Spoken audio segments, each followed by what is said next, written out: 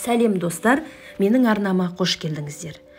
Бүгін біздер асқабақ жемісінің пайдасы туралы сөз қозғайтын боламыз. Қазақ дастарханында асқабақтан пісірілген тағамдар көп қойыла бермейді. Оның еті мен дәнінен емдік дәрілер жасалатын, халық медицинасында бауыр ауруы емінің бірден бір шипасы асқабақ жеу екендігін біле бермейтіндер де көп. Адамға пайдалылығы жағынан бұл бақша өнімі өзге жеміс-жидектер мен көкөністерге қарағанда дәруменге өте бай.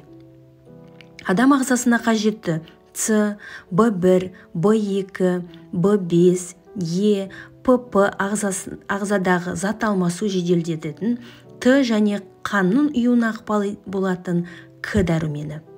Калий, кальций, темір кездеседі. Дәрумендердің көптігіне бола 1001 ауруға ем. Көру нашарлағанда, қаназдық, артық салмақтан, тағы басқадан арылғысы келетін, таптырмайтын ем. Шлактан тазартып, зат алмасуды тұрақтандырады. Және де достар, бұл асқабақтың ауа райы мен топырақ жағдайын талғамай өсетін болғандықтан, өсіргенде химиялық препараттарды қолданбайды, өз күшімен өседі. Дәрігерлер қауымы жүрек әлсіздігінен жүдегендерге емі ретінде асқабақтың жұмсақ мәйегін отқа немесе суға күйген науқастарға жарасына тануға болатындығын айтады. Асқабақ жүрек қан тамыры аурулары, гипертония, зат алмасудың қиындықтары бар науқастарға да диеталық тағам ретінде ұсынылған.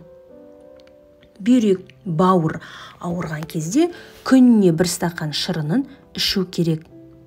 Шырынның, яғни сөлін жаңа пайдаланған күйінде ғана ішеді.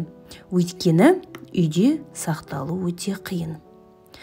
Құрамында жасанды талшықтан, судың көп мөлшерінің арқасында асқабақты арықтауға болатын емі де бар деп айтады. Ас қорыту үдерісін тездетеді, уыттардан тазартады. Және де асқабақтың денсаулыққа пайдалы табиғи өсімдік майларының бірі осы асқабақ майы.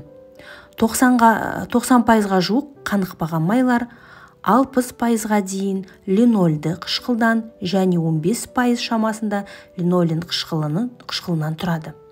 Омега-3, омега-6 май қышқылдарына бай. Яғни бұл асқабақ майын қуырылған асқабақтың дәнінен сығып алады екен. Биологиялық белсенді зат ретінде де қолданады. Құрамында май қышқылдарды, пальмитин, стеарин, олеин, линол, стирин қышқылдары және көптеген дәрумендер мен микроэлементтер бар.